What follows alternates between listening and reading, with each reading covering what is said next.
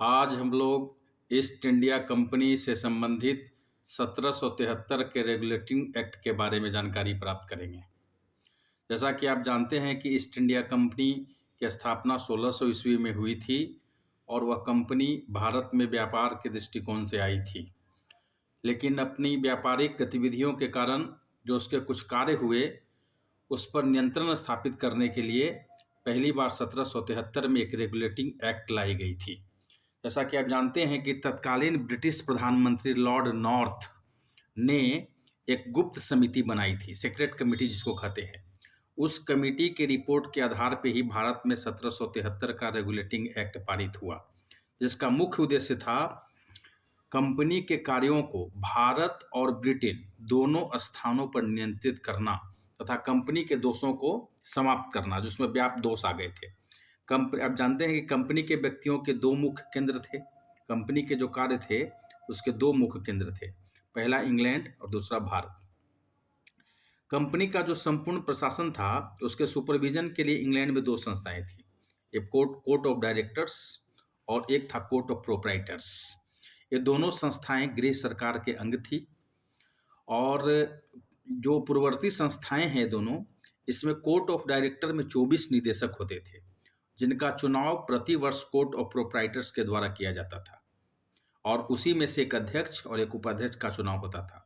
लेकिन अब जब 1773 का रेगुलेटिंग एक्ट पारित हुआ, तब उसके बाद जो कोर्ट ऑफ डायरेक्टर थे उनके कार्य अवधि को 1 वर्ष से बढ़ाकर 4 वर्ष कर दिया गया।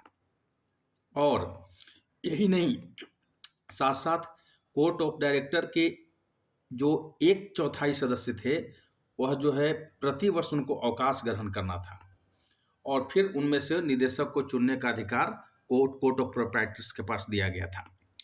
और इसमें यह कहा गया कि जो निदेशक वही व्यक्ति चुनेंगे जो कोर्ट ऑफ प्रोप्राइटर्स में जिनका पूंजी 1000 पाउंड का शेयरधारक का हो।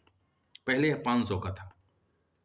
भारतीय परिप्रेक्ष्य में अगर इस रेगुलेटिंग एक्ट के प्रभाव को हम लोग देखें तो अब क्या हुआ कि पहले बंगाल का गवर्नर था, 3 प्रेसिडेंसी थी, बंगाल प्रेसिडेंसी, बम्बई प्रेसिडेंसी और मद्रास प्रेसिडेंसी।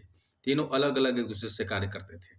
लेकिन इस एक्ट के तहत बंगाल का जो गवर्नर था उसको बंगाल का गवर्नर जनरल की संज्ञा दी गई और जो तीनों प्रेसिडेंसी थे, बम्बई प्रेसिडेंसी, मद्रास प्रेसिडेंसी, सभी बंगाल प्रेसिडेंसी के अधीन आ गए और बंगाल का गवर्नर जनरल ही सभी प्रेसिडेंसियों पर जो सैनिक मामले थे, असैनिक मामले थे, सभी मामलों में हस्तक्षेप करके उन पर वह कार्य करता था, उसी का आदेश चलता था। इसके बाद क्या हुआ कि गवर्नर जनरल बना बंगाल का, उसके गवर्नर जनरल की एक परिषद बनाई गई जिसमें 4 सदस्य थे और बंगाल का पहला गवर्नर जनरल बनाया गया वारेन हेस्टिंग्स को और इसमें 4 मेंबर थे इनके कार्यकारिणी में, फिलिप फ्रांसिस, क्लेवरिंग, मॉनसन और बारवेल। इसके बाद जो है इसी एक्ट के तहत 1773 के रेगुलेटिंग एक्ट के तहत ही भारत में एक सर्वोच्च न्यायालय की स्थापना की बात कही गई और वह सर्वोच्च न्यायालय स्थापना में अस्तित्व में आया। 1774 में कलकत्ता में एक सर्वोच्च न्यायालय की स्थापना की गई जिसके मुख्य न्यायाधीश सर एलिजाह इम्पे को बनाया गया और इसमें 3 अन्य न्यायाधीश को नियुक्त किया गया जिनका नाम था चैम्बर्स, लिमेंस्टर और हाइड। मुख्य रूप से यह जो सर्वोच्च न्यायालय था वह एक अभिलेख न्यायालय था और इस न्यायालय के खिलाफ अगर कोई अपील की बात थी तो वह प्रिवी काउंसिल में अपील की जा सकती थी। तो यह था 1773 का रेगुलेटिंग एक्ट, जिसके तहत जो कंपनी के कर्मचारी जो बिना लाइसेंस किए हुए जो व्यापार करते थे, जिससे कंपनी को घाटा हो रहा था, उसके व्यापारिक एकाधिकार को भी समाप्त कर दिया गया। धन्यवाद।